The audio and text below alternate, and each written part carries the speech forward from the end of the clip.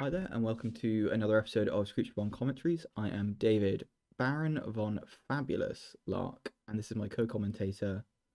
Callum, the good Doctor Young. And we're here to bring you commentary on another exciting edition of the Keyforge Online team event, Top Cut.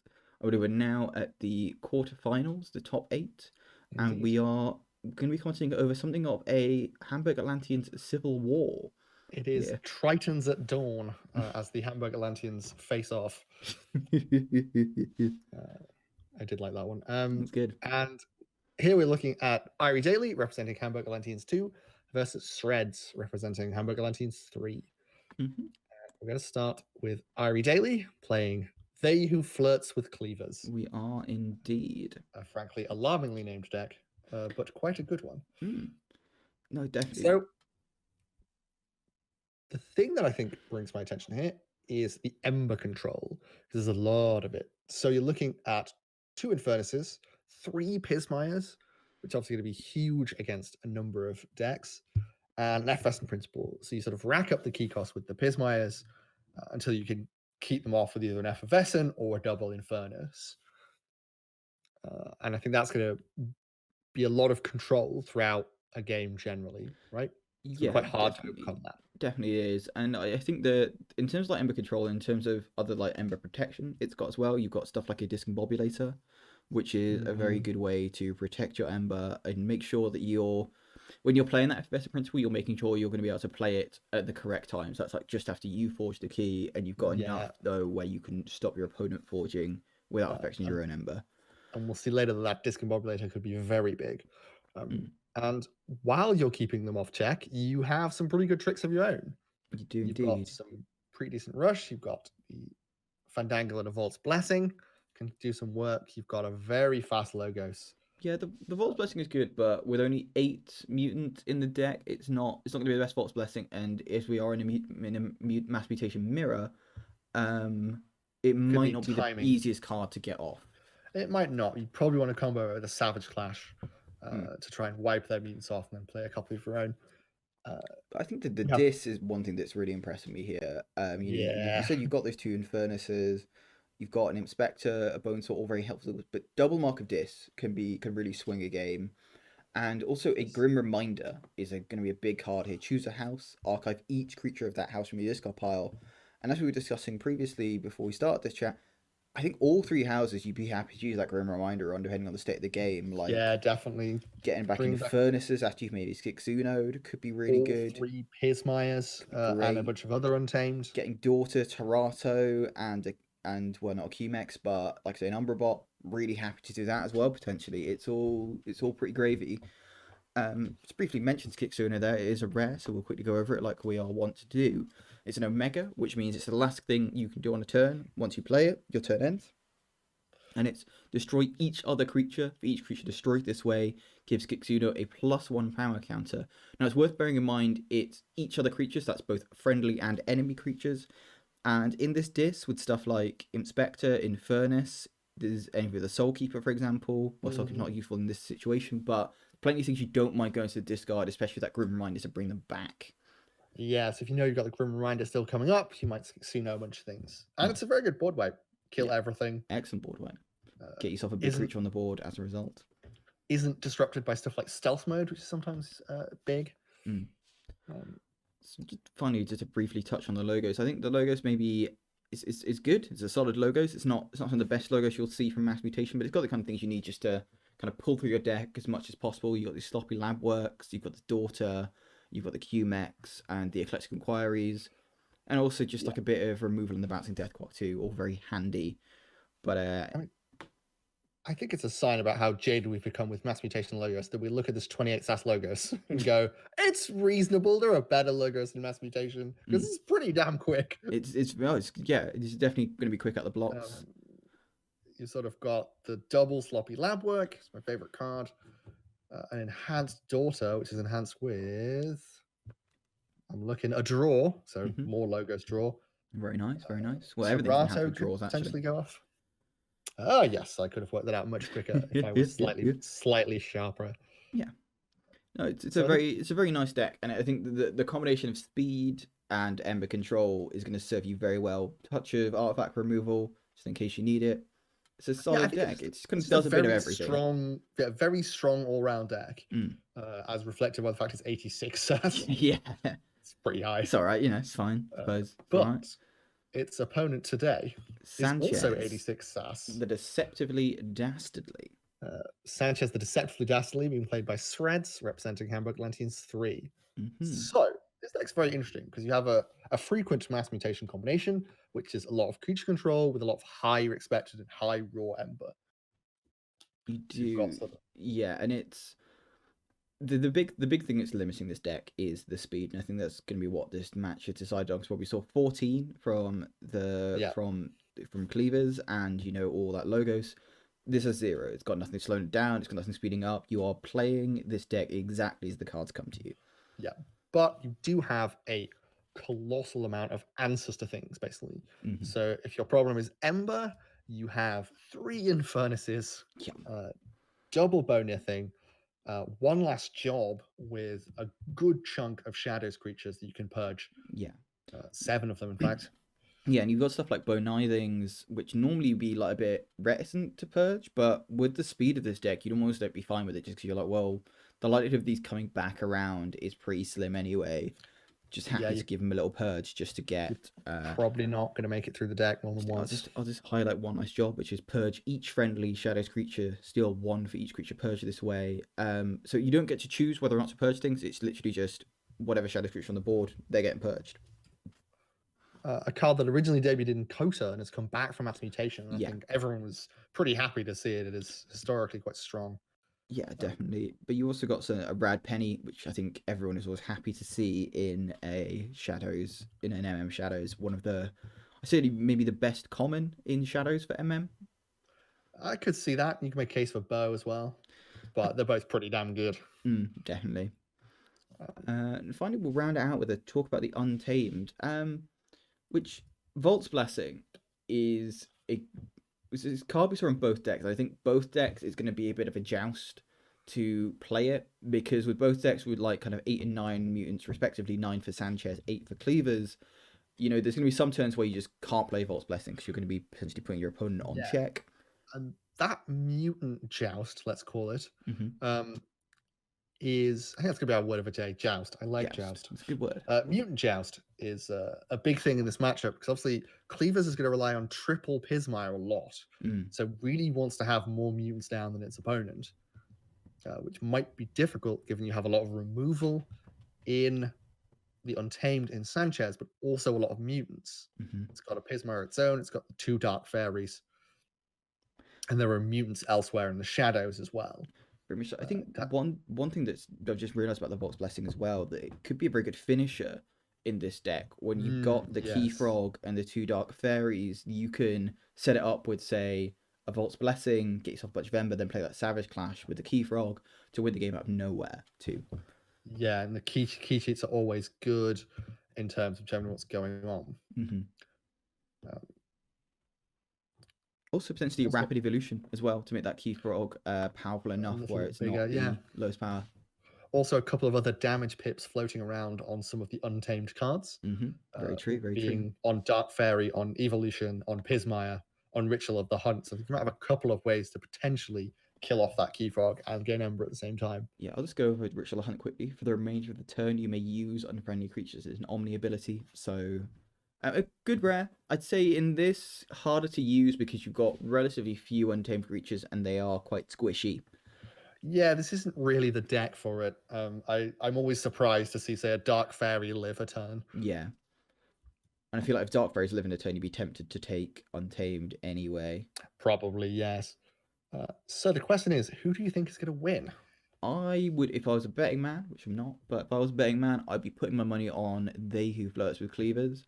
I think, as we've said, both of these decks are kind of looking to do quite a similar thing of kind of like Ember control and, you know, kind of angling around your opponent and making sure you can like say Mark of Dishonor into a house and get that key forged.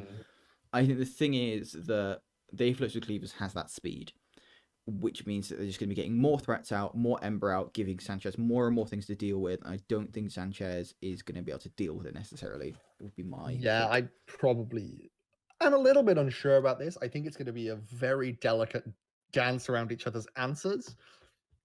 You're sort of going to be thinking a lot about what Ember control people have left, what board wipes they have left, what things they still have in the deck, which I think Sanchez could, with the right draw and the right play, come out on top. But obviously, statistically, with more speed, more efficiency, you are right. I think that Cleavers is probably going to have more of a chance of getting the setup that it needs to win.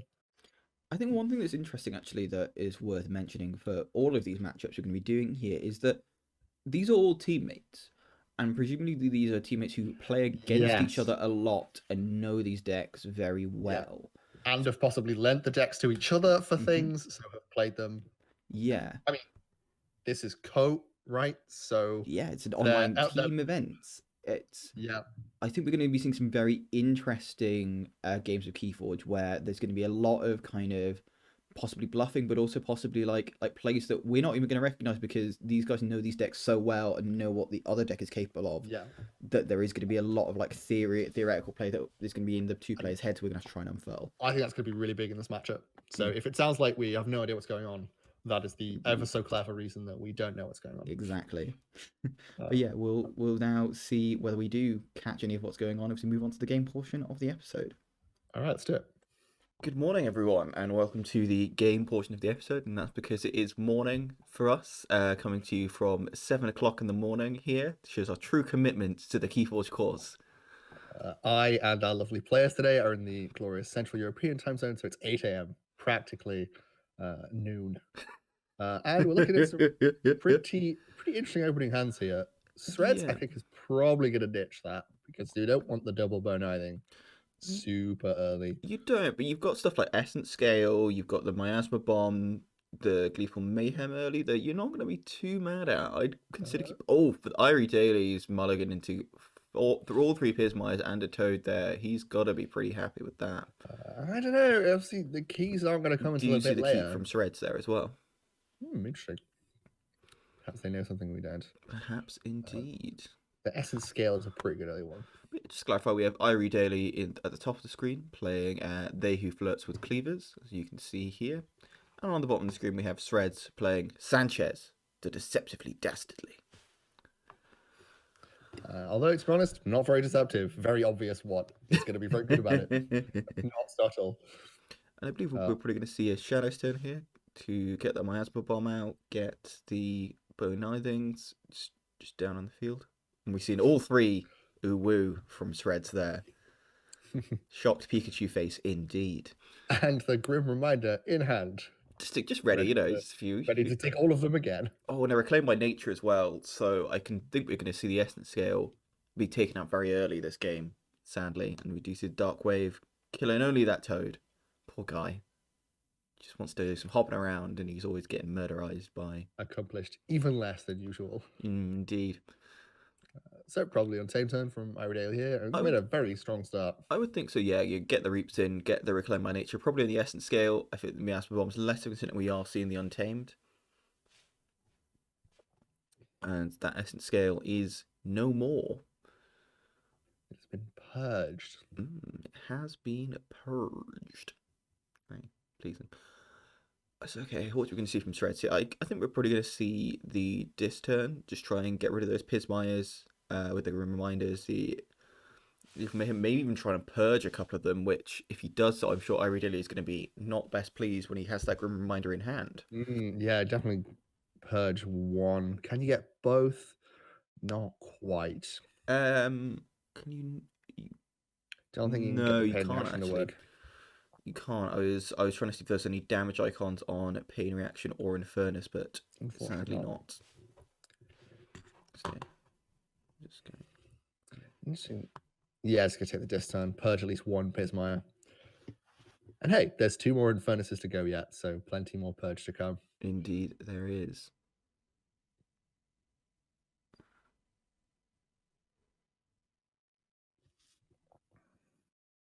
We are going to the Pain Reaction, just capture 1, put some damage on the Pismire, and the Infernus is going to come out, yes, presumably purge that Pismire. Maybe that Reclaim My Nature as well. Just wanting to. Don't want to take out the toad. Damn. Well, I mean, it's tempting, but I feel the Reclaim My Nature just edges it. Yeah, just a little bit. If anything, Toad is too powerful. It's just too fun. You just want to leave it in the game. Yeah. For those of you who don't understand, we had a big conversation the last time we saw this deck about how Toad is ridiculous and there's no need for it. And Zenith's Blood Shadow is a good card that is not remotely good enough to justify having this massive downside for no reason. I mean, I think it was a cool idea and having it tie in with Toad, especially with it being Prince Derek as well. That's a very fun tie-in. Prince Derek's very cool. I just think you could have made Toad less bad. Is the thing. I don't know why I just can't reap. You could have just made it a 1-power beast who could reap. I don't really see the cannot reap. That just seemed unnecessarily harsh. So Irie Daily is thinking about this. So I have a couple of good options, right? We see a nice hand from Threads has come together as well here. You know, we've got Reclaim My Nature if any artifacts come down, Lost in the Woods to shuffle away those Pismires. Just kind of Vault's Blessing, so you sort of shuffle in their mutants and then play to your own. Yeah, also be able to shuffle in that bonus thing, that Infernus as well. We're happy about. Big deal. But yeah, let's.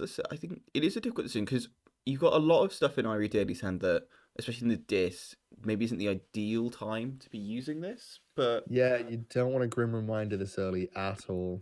But we do have the draw icon, which drawing Sluggus there, not ideal, and we're going to see the Snoret come down, the Implosion. Yep, take out that one damaged one and take out the Infernus. And keeps the Grim Reminder, just holds it. I think fair enough. When you got that hand of logos, you know you're going to be able to use some card draw fairly soon. I think that's a very reasonable play. Because you want to bring some massive amount of creatures back. I think we are going to see a Lost in the Woods here come down from Threads into a Vault's Blessing for a fair bit of Ember. Yeah, it's going to be a pretty big turn. And then goes the Dominator Bauble. Yeah, which had a draw icon on, so Threads drawing an extra card. Only a subtle auto, nothing to help his current turn, but potential. And you're going to see that bonus thing shuffle up. We're going to see Threads probably in the turn here on 9 Ember, so nothing to sniff at. No, pretty fast untamed. And getting the Vault Blessing down when there's no mutants on Irie side of the board as well. Yeah, that is a strong draw. And timed very well by Threads. Indeed. I'm just going to quickly... I've realised that the cards on my screen are only a medium. I'm going to try and make them a large here. Ooh. Dramatic developments. Yeah. Just so we can see a bit more easily. You have disconnected, which is concerning. I'm going to reconnect though. It's all good. What's the password again? Is it KOTE 7. KOTE 7. And yes, that is much better. Much easier to see what's going on. I don't believe we missed any action. No, Lethalogica has discarded a Skixuno and an Infomorph. Real big Logos turn coming. And yeah, cards are much bigger now, much clearer. Eclectic Inquiry hitting a Flume for a Sloppy Lab Work. Oh yeah, we can look at the archives. I'll bring that up here for. So yeah, we see Flume, one of the most adorable cards in Keyforge, up there with Saurian Egg. It is very cute. Interesting thinking now what you want to hit with the Bouncing Death Quark. It is an interesting... I mean, do you play it now and just say hit one thing in the Dark Fairy, leave the Pismire alive, and whap down a lot of logo stuff? Do you maybe play, say, an Infomorph to hit both? I could see yourself hitting both. And the problem is to hit both, you need to play 2 creatures. I don't think. Because it's destroy an enemy creature and friendly creature, and then you repeat the effect. So as long as it's possible to repeat the entire effect. Is that the case? It not a big Bouncing Death Quark user, sadly. Let me just... Yeah, it's a specific condition on Bouncing Death Quark that you don't see on a lot of cards. Mostly you go with do as much as you can, but this has a specific condition. Right, okay. Because I thought it would be you may repeat the effect, as in...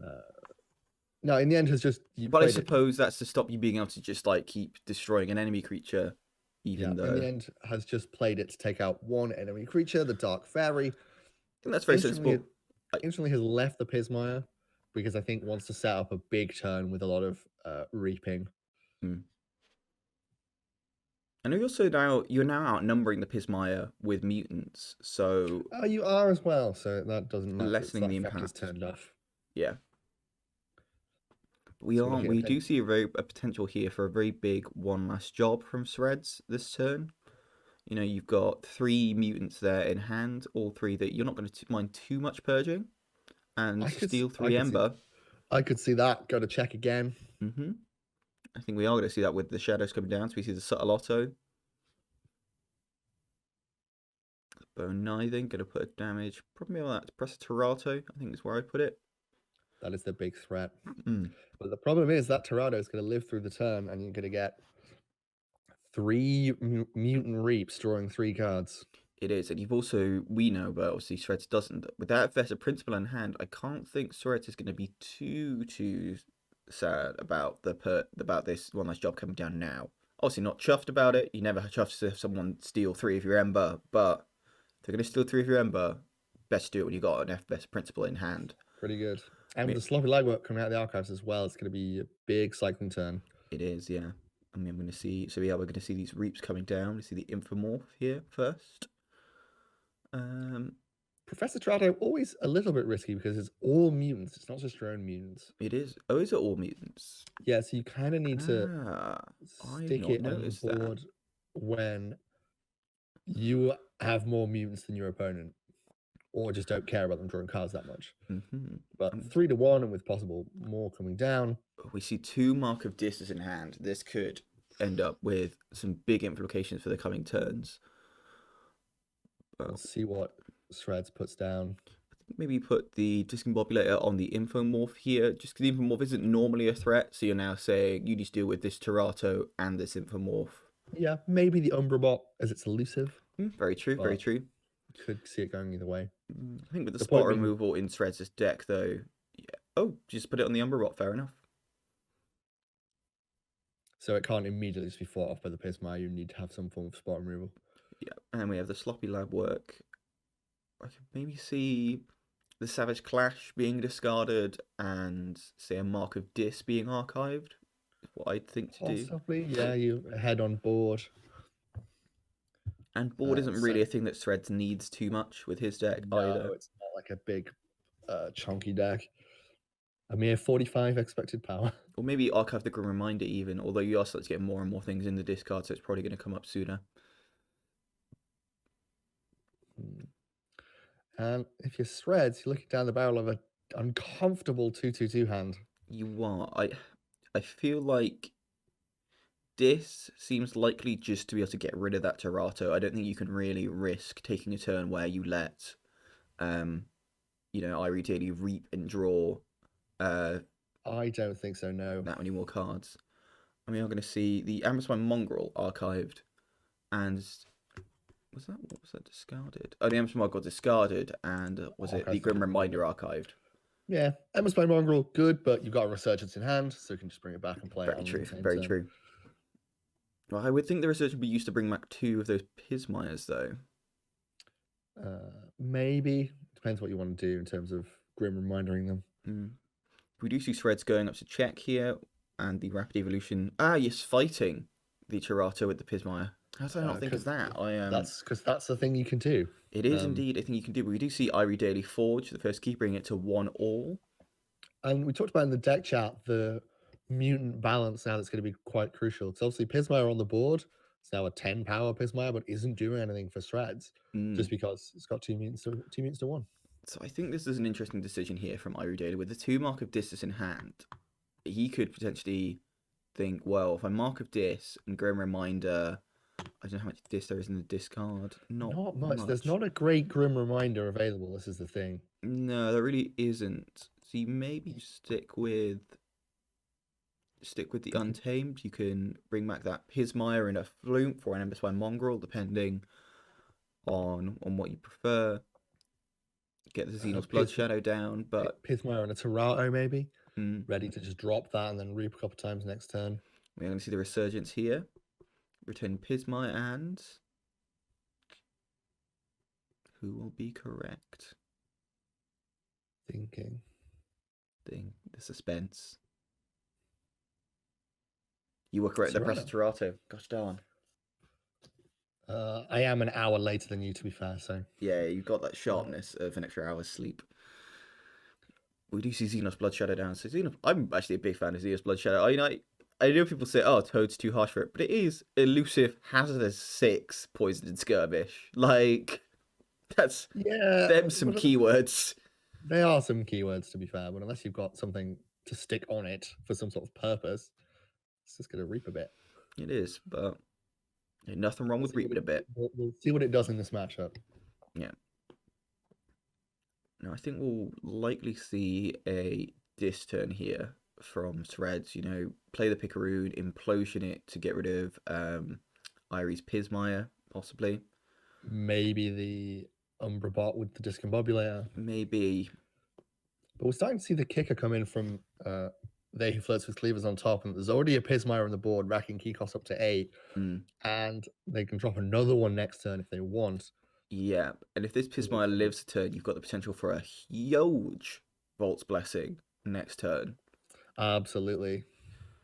Yeah, because I'm looking at 4.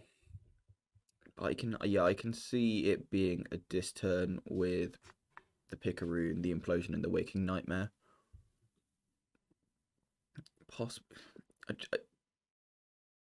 Possibly getting rid of Xenos, but probably getting rid of Pismire. I think I probably put too much credence into the scariness of Xenos, though. Yeah, not a mutant. Just wants to check that. Just very scary. You could always, before you implosion, do you implosion the Pismire or the Picaroon? I would implosion the Picaroon. I think you're just going to get less done with it, really, than you are the Pismire. The Pismire potentially is going to keep key costs up. It's got 10. It's got 10 power, But Thread's thinking over it because it's a delicate point in the game. You could start to feel like it might be slipping away from you. You can also potentially use that Ritual of the Hunt as well. Yeah, we badmouthed it a bunch, but we did indeed. Forgot about the rapid evolutions. Indeed, we did.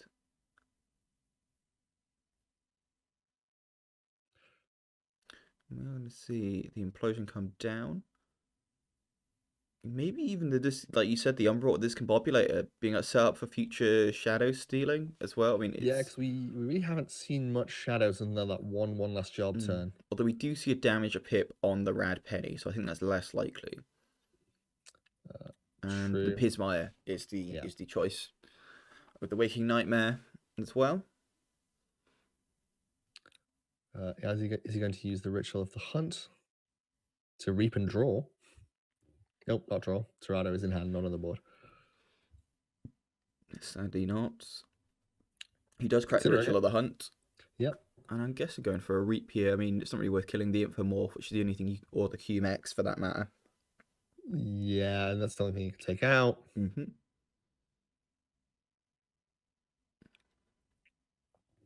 get yourself a reap, put yourself on 9.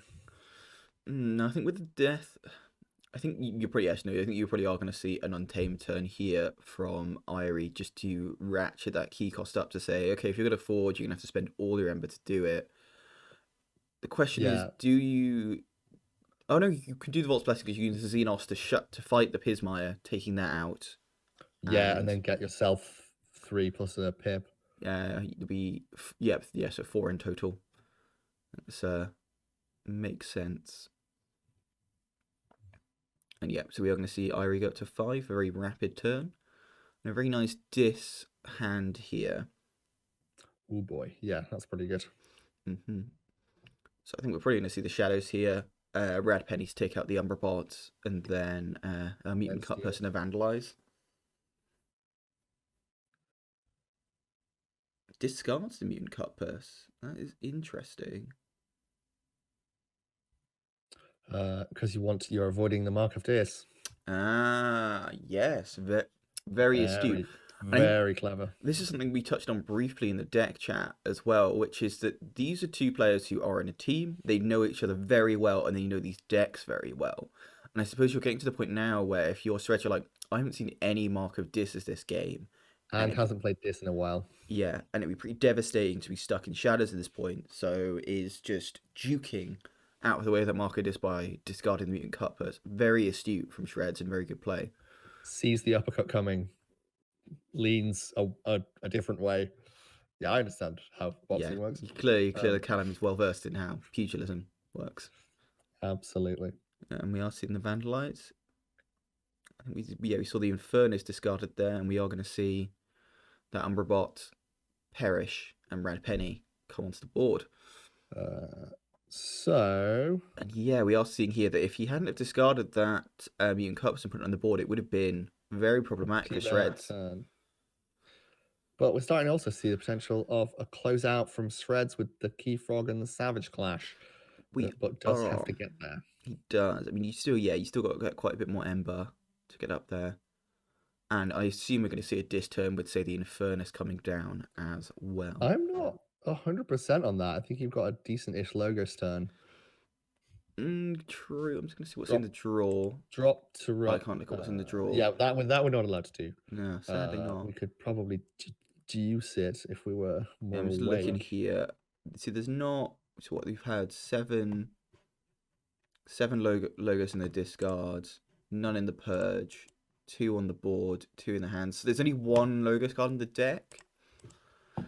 It's not a great turn for drawing, and it does mean that you could say Reap with that Red Penny and draw if you wanted.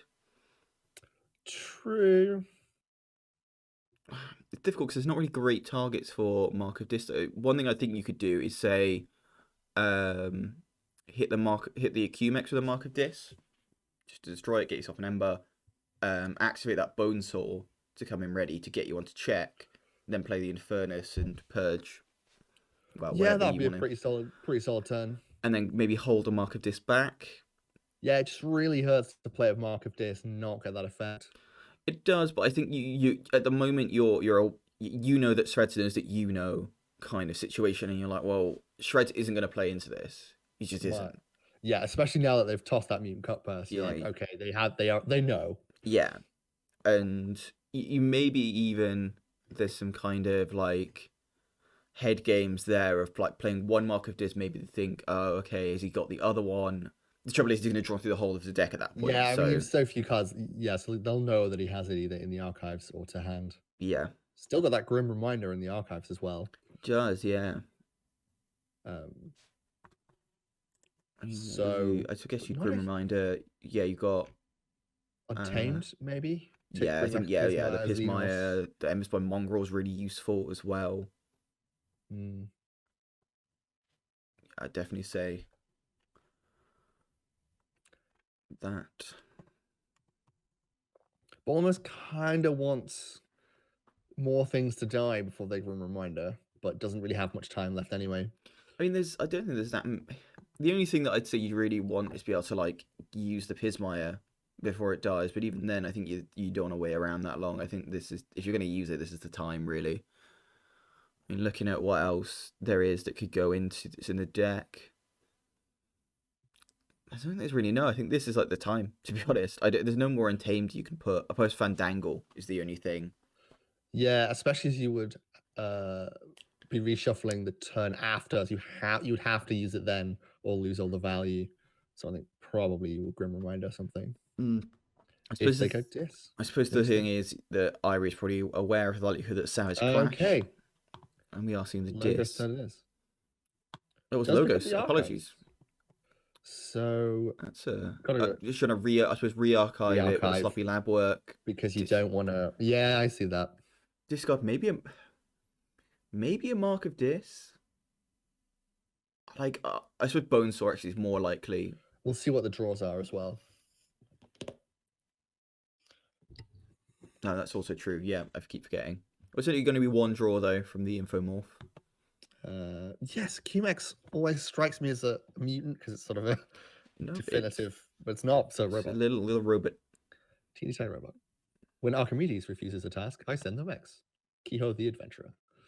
I always say Quixo. I know it's probably is Kehoe. I'll probably say. I have no idea. I don't know why I say. Plays the sloppy lab work before the Infomorph draw. That's surprising. It does discard the Bonesaw. And he's going to Reap with the Cumex. And fight with the Infomorph. That's interesting. That's not the way around I would have thought that would go. Yeah, you would have thought you would reap the Infomorph to draw and then fight with your QMax to recycle it into your It's archive. also fighting the Rad Penny as well, putting it back into Shredder's deck with only 7 cards. It's pretty risky. I guess the thing you're trying to do here is avoid it reaping and drawing a card. Yeah, I think we're going to see a Dis turn from Shreds here with the Infernus. Mark of Dis into Untamed? I think so. Well, you could do Logos again. Logos that you can draw to is the thing. Untamed, you can only draw 1. You can draw 2. I mean, you probably can work out that they have a handful of Dis common, so you'll probably want to take that Mark of Dis turn. Yeah, oh no, you're certain now that they've got a ton of Dis, especially with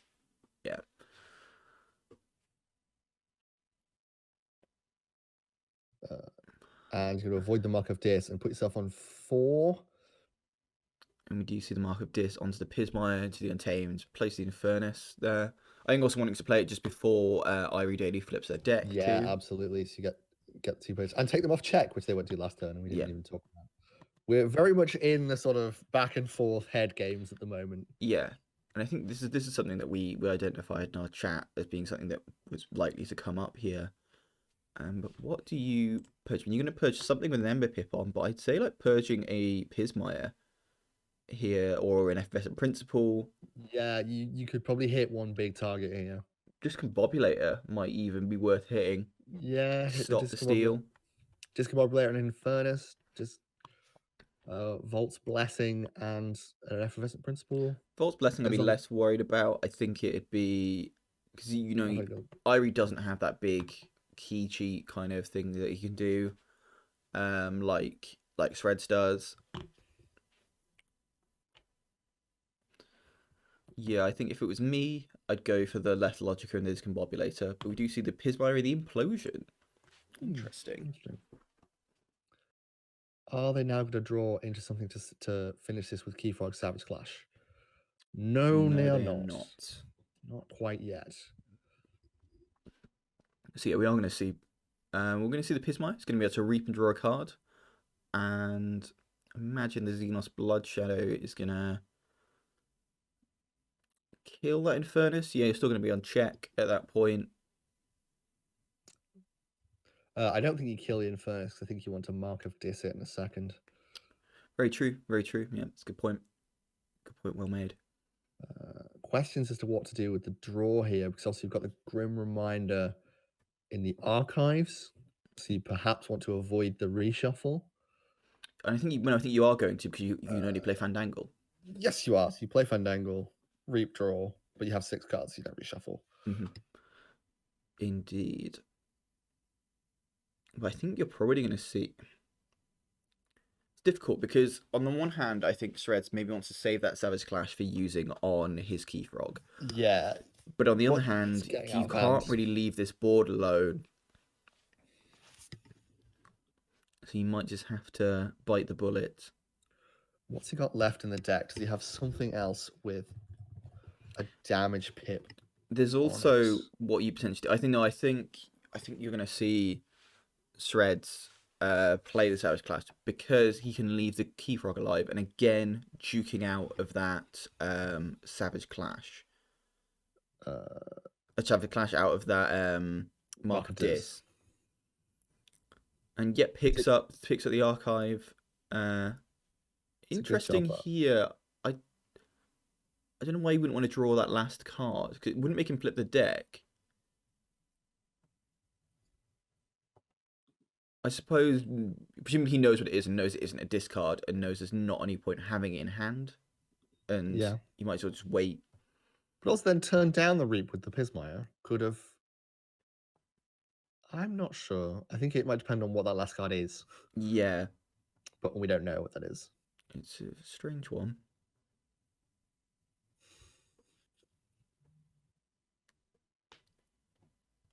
Tough call for Shreds here, because you clearly really want to set up the Keyfrog Savage Class to win the game. So looking at it, yeah, so Xenos Blood Shadow is the highest power creature. So I think what you do here is you play the Keyfrog, you Savage Clash to kill everything except the Keyfrog and the Xenos. you then put the rapid evolution on the Key Frog. You know that Irie is unlikely to want to take a Untamed turn anytime soon. You just saw him only play a Fandangle when you put him into Untamed with Mark of Dis, which means you can still hit that Key Frog whenever you want by, say, fighting into the Xenos. And I think that's the play here, is what we do see Untamed coming up from Threads. Do you accept that you just get Mark of Dist into the Key Frog though? You do, but I think Just at eat some that? point, I suppose, yeah, that's the decision of whether you play the rapid evolution or not. I'd be tempted to play it. I say I'd be tempted to play it. If I were clever enough to be going through the considerations that I think Threads is going to go through, I'd probably play it now. Hmm. Yeah, the Key Frog dies, but you avoid the Mark of Dis. Yeah, I mean, I wish if we could look at. I'm just looking at actually how much Untamed we have left. One of his cards is a bad penny. Is a rad penny. Yeah, we know that. Purge. There's no Untamed Purge. There is 5, 6, 7 in the discard, 3 in the hand. So there's two Untamed cards in the draw still, I believe. I think it's a Lost in the Woods and a Dark Fairy. Yeah, I think that does indeed check out. Yeah, I do believe that is what it is. Which, you've got a decent chance of drawing 1 or 2 of those, and yet we are going to see the Key Frog come down. And I imagine now we'll see the Rapid Evolution on the Infernus. Just get the Ember and just wants to avoid the leave the Key Frog on 2 power to stop being Mark of Dist. Very reasonable. Puts a damage pip on it because the Dark Fairy also, I think, has a damage pip on. It does indeed. Yep, so is now theoretically in the Key Frog zone. We are going to see a Mark of Dis hit the Key Frog. Just yeah, it's going to die for sure. Possibly even put a Soul Keeper on an Imp Spectre and then Mark of Dis the Imp Spectre to kill the Key Frog as well. Get a card purged from Threads' hand. Yeah. It's something I'd be very tempted to do. Or I suppose not even with the Soul Keeper. Maybe just Mark of Dis the Imp Spectre, Mark of Dis the Key Frog. Unfortunately, just using it as removal, but you need to just play out this hand. You always got the Infernus as well, just to take him off check. I'd be tempted to hold up one of the Mark of Dis's. I suppose it is modifying how Threads can play here, and it is, we're seeing him discard Mutant Cutpurses, we're seeing him, use Rapid Evolutions on Infernuses, then killing them. It is modifying how Threads can play. But it's the knowledge of that you might not be taking another Dis turn anytime soon. Depending on what the draw is. But this is all gonna be shuffled back in. So there's every chance you may. Yeah, so there's every chance you get an okay Dis turn with a couple of cards. Yeah, and we see the Infernus come down. And let's have a look at the discard here. I think you definitely get rid of that Key Frog. It's too dangerous to live. What else? Mark of Dis, maybe? Mark of Dis is probably pretty high up on the list. Maybe you Infernus there, Infernus too. I can see that. Infernus, Mark of Dis, get rid of the two of the big threats. Yeah. And there's a lot of options. You've got basically the whole deck of shreds in the discard to choose from. Pretty much the ideal Infernus. And we are going to see Irie's deck flip before Shreds can play their Infernus too. Yeah, the timing has worked out very well for Irie Daly has maneuvered this very well. Both in terms of saving a Grim Reminder for pretty much the whole game and using it just before they flip their deck. Yep. Very disciplined play there. And they're taking some time to think about what to hit with this Infernus.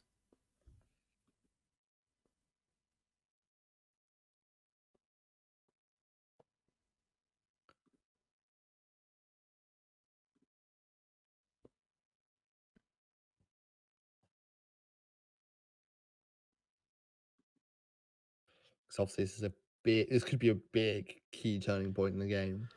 The difference between do you hit 2 Ember Pips? And Mark of Dis and Lost in the Woods is hit here. Yeah, that's reasonable. I think Lost in the Woods is very good. It is, yeah. especially when you're looking at stuff like bows and furnaces, lots of stuff you can put back in the deck to great effect. Yeah, I think my temptation still would have been to get rid of that key frog. It is just a concern that you can have Threads win out of nowhere, but I think the Mark of Dis and the Lost in Woods are both excellent choices too. Yeah, you're just gambling on them not drawing enough to set it up. And with the lack of draw in Threads' deck, it's something we talked about is that it's got 0 speed. It's quite unlikely you're going to be hitting that key frog again. You'd have to be a very strong stroke of fortune for Threads to get that. Yeah. Is now considering the Mark of Dis. And the Grim Reminder, I imagine, as well. Yeah. I think if he does Grim Reminder, I imagine it will be Untamed. I think I've resolved the previous dilemma of why they didn't reap with the Pismire to draw, because the Grim Reminder has a draw icon on it. Ah, right. So that would have caused them to flip and thus screw up the whole Grim Reminder play. Yeah, like this is exactly the kind of play that I would have made and have felt very stupid as a result. So yeah, but Irie Daly, very aware of their own deck, very good at playing it. One might even say cognizant of, and we see, a Snorette come to hand. We're going to see Untamed with those 2 Pismires. I think this is a big turn for Irie here. One they've been building towards for quite a while. Especially with the Savage Clash having just been played too. Yeah.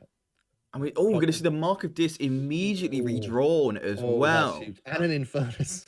That's really big. That's pretty big.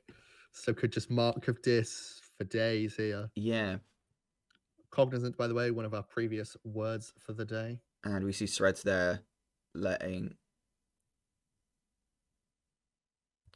because Grim Reminder, Grim Reminder just does all of a house. It doesn't let you choose which cards to archive there. Yeah, and in real life play, that would be open information, and you would get to see what they were taking back, and you would know what they're getting back. Let me just you can see in the archive there.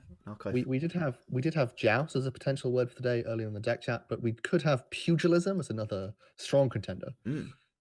Love a bit of pugilism. But yes, we do see that Pismire is in the archive. I think is going to be crucial.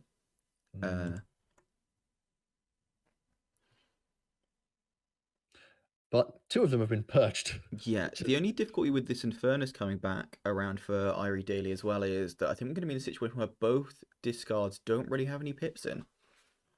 Because if you're Shreds, you're probably going to be playing a Dis turn here, I feel. Not great things to lights out here. Not really just going to play 1 Dark Fairy, whereas that Dis turn much stronger. And which means we are going to see a deck flipping from Threads. I think Irie Daly could have this, because I think there's a scenario where if you play any creatures that are bigger than 2 power, you just get Mark of Dis and then 3 Reaps. And then Mark of Dis and 3 Reaps again, potentially, yes. You also got that Snorette that's going to keep capturing Amber, and you can chuck that away, just a bit of a contingency. And the Soul Keeper on the Infernus as well. Just But Threads here, deep in thought. It's a close game. It very much is, yeah. Like, I think this is again, you've got 2 very evenly matched decks and 2 decks that, as we said, do some similar things as well. I think another interesting portion of this is that we talked a lot about the speed in the deck chat, but we've seen both decks flip at roughly the same time. That is interesting. I think the only thing I can think is that what the speed of Irie's deck has allowed him to do is to kind of slow roll some things and to be able to be like, right, well, I can play a bit more conservatively because I know that I can like reap through my deck quickly later to get all the cards I need. Yeah, and partly the reason they've flipped at the same time is because he was deliberately delaying this to maximize the Grim Reminder play. Yeah. Whereas kind of Shreds is having to, just play the cards exactly as they come to him, which has kind of left him in this situation he's in here, where he's got 3 not so great options. Yeah, and I mean, I think since that 4-card Shadows turn with the One Last Job, there hasn't really been a better hand than sort of a 3-2 one for Shreds, No, but that's just living that no speed life. yeah, as a person who also has a no speed deck, well, nearly no speed, it has a hidden stash, and that's it. I've definitely been in the situation where you're just sitting there going, "Come on, I just want to play more than 3 cards at a turn, please." Whereas we're recording this shortly before the KFPL Archon qualifier for the Keyforge Premier League, and I will be playing a deck that has a speed of 23. I don't know what the speed of. I think mine's double figures. I think it's got some moves. It's got the classic Igor and Code Monkey that I'm a big fan of. Good combo. As you can see, when the Keyforge slows down, thoughts and discussions tend to meander slightly. Oh, meander, good word. We've got a lot of words today. This is. Yeah, I note these down, and we may need to make a final decision. Shadows, okay. Back to the Keyforge, thank God. Interesting choice for Shadows. I did not expect that. And we see Francis the Economist discarded. Still avoiding that mark of dis. Lights Out, I think, are probably on the Infomorph and the. Oh, and the Snoret. Interesting. Get that Ember back. But I think we are just going to see another dis turn from Irie here. Yeah, especially because they only played 2 cards, so it doesn't flip. Indeed. Oh, yeah, very true. I didn't even notice that. So you're going to hit some more key pieces here. Yeah. Possibly using one of those Mark of Disses on the Inspector. I'd be tempted. Yeah, especially as it really looks like Shreds is not going to let you get away with a good Mark of Dis here. Yeah, and it just is a bit of it's a bit of a kind of like mental kind of, why would he do that? What's he doing? Does he have another Mark of Dis? Does he have a third? Can I play around the potential of him having a third, or is he just kind of messing with me? It's gonna be a really interesting kind of head game there by doing that. Yeah, because you're not going to be they have at least one because they've gone through the whole deck and they've played one. I don't think you will see the second coming. Well, yeah, exactly. So I think they might hold on to it. But we are seeing some deep thought here from Irie as well. And I think that's understandable. At this stage of the game, 2 keys apiece. It's very much poised for someone to grasp the game by the shoulders and shake it. And, I think both players, though, don't want to be the one being grasped by the shoulders and shaken. We're really, really pushing these metaphors. Yeah, I love a good metaphor, you know me. I do know you and your love for metaphors. Mm. Okay, Disdown coming down. Yep, Inspector. The Snoret. And now the Infernus is going to be another, as ever, difficult decision with a whole discard playing an Infernus. I think you hit the Key Frog and then something else. Key Frog, yeah, I would agree. Maybe the Bonithing? Just a bit of insurance. Could be. Doesn't take any Ember away from them, though. Good draw there from Shreds. Yeah. I think Irie Daly would be agreeing with that. And I don't think Shreds even knows how good it was yet. He does not. No, I think Bonithing, just because you don't want to risk them getting that Bonithing with the steal of 2. Yeah, reasonable point from Irie Daly that 5 cards are purged and 7 are in the archives. So did have a reasonable chance. I think maybe that was like part of the decision of getting rid of that Untamed, is just being able to be like, well, I'm much more likely to keep drawing into my discards, which I'm a lot happier getting at the moment. Yeah, that has a lot of your Ember control. Sarah's Clash and Volt's Blessing, neither of the ones that I thought. So nope. Egg on my both face. Pretty good. Yeah, I mean, I think that's protecting against that big Key Frog turn, but also like just Volt's Blessing getting enough Ember where he can't do much. We do see the Mark of Dis on the Inspector hits the Lyco Fiend. Can't say I'll be too thrilled of hitting that. There are much better things to hit both in the hand and deck of Shreds, but just making that Dis turn that's potentially coming much worse. Yeah, so whether you do that now, you think, well, they've played the Mark of Dis they had left. Or whether you're thinking, why would they play the Mark of Dis when, now I can do what I want. Do they have another Mark of Dis they have redrawn? Yeah, how foreseeable does that become? And I say, Ooh, that's interesting. There's some heavy bluffing going on here today. Yeah. Um, We do see the Vault's Blessing from Irie Daily here. That, if we see a dis turn from Shredge, I think we'll be likely to see that come down when the archives picked up here, because you've got what really? I think if Shreds plays the Dis turn, don't you just push for the win with the Mark of Dis? oh, good point, very true, very true, Like good point, well reap made. 3 times, Mark of Dis them into Dis, hope they don't have any more answers. That's a good point. I think that is much more likely, yes. Um, That's weird. For once, me wanting the big flashy play and you wanting the more measured, thoughtful play. Who are you and what have you done with the real Callan? I occasionally play decks that require thought.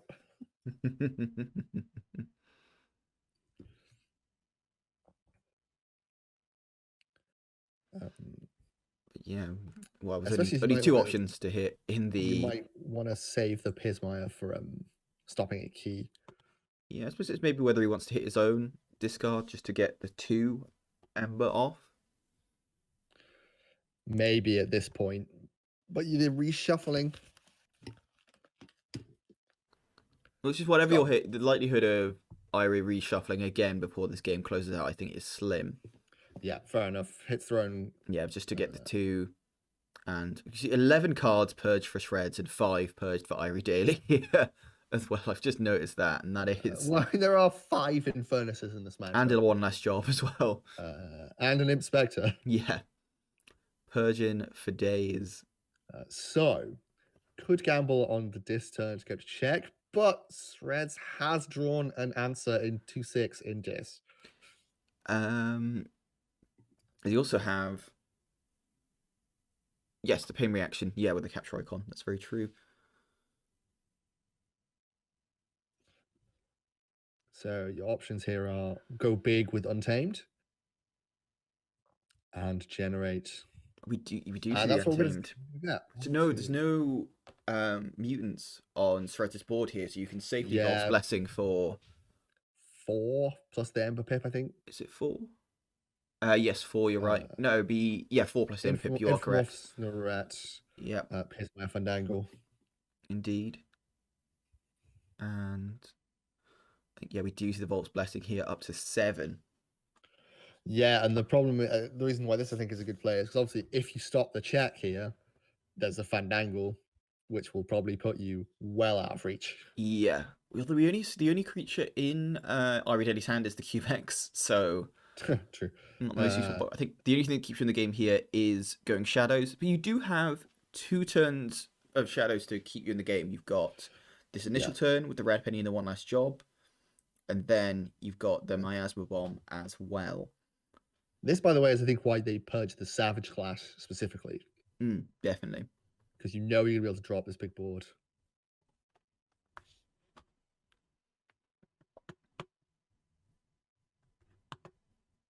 And you now can't play that Dis turn because the 1 capture from the pain reaction is not enough. You can see the Vandalize.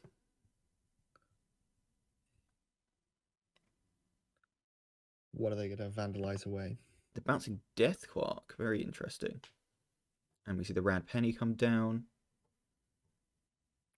And just a little biff to the Snorret. And then we do see the one last job to steal 2. And I think go on a tick. You've got a couple of good options here, right? You've got the Mark of Dis, or you can just reap out with Untamed. Yeah, I think we are probably going to see the Mark of Dis here. The only real way of stopping Irie at this point is that Miasma Bomb. Yeah, so you just want to rule that out. And you don't want to give Shreds the chance to kind of like steal it at the death somehow with a Key Frog. Put yourself on at least 8, possibly 9. Yeah. Probably 8. Yeah, no, I think you 100% go for that Mark of Dis and reap with the Dis. And I think that's what we're going to see. Oh, we see the Snorret to action. But we are going to get to 9 with the Ember Pip and the Mark of Dis. Which I think should be enough. Yep, that will be enough, and I think that will be game. Puts you to 8. Mark of Dis. You do either really put it on the Infernus just to get a bit of damage on it, but Doesn't hugely matter. no, I wouldn't say it does. A really good game from both players here. You know, clearly very considered and measured. Treads damn even drew another mark. Little does he know. I'm sure he'll watch this back and be like, he had it for that long? What? Yeah, top decking the second Mark of Dis is pretty brutal. Yeah. And we are going to see him just play out the turn here. Implosion to the Cinder, draw to destroy the Cinerette. And but not enough. There we go. Irie Daly grabs takes the the game. win. The first of the Atlantean Civil War goes to the Atlanteans. A good day to be Hamburg Atlanteans. But also a terrible day to be Hamburg Atlanteans. A dark day to be Hamburg Atlanteans. Brother fights brother. But honestly, that was some absolute top level Keyforge. Very much Both of these decks are incredibly good. And you could see that they know them very well and were playing around each other's answers. Yeah, that middle portion where Mark of Dis was being played around was fascinating to see. Yeah, it was excellent. Mm-hmm. And I think that's what distinguishes these players from, to an extent, me, is that I never remember. Like, I never reminder play that I was. Yes. I was like, oh. We spotted it eventually. Yeah, but it took us a long time. It took us a long time. We tried our best, honestly. Yeah, and we just... Ooh, Irie Daly's going to see what he can draw for some reason. I think we'll leave them here for their post-game chat. And say thank you very much for listening. I have been David Baron von Fabulous Lark. And I've been Callum, the good Dr. Young. We have been Team Screech Bomb, and we hope to see you again soon. Goodbye. Bye-bye.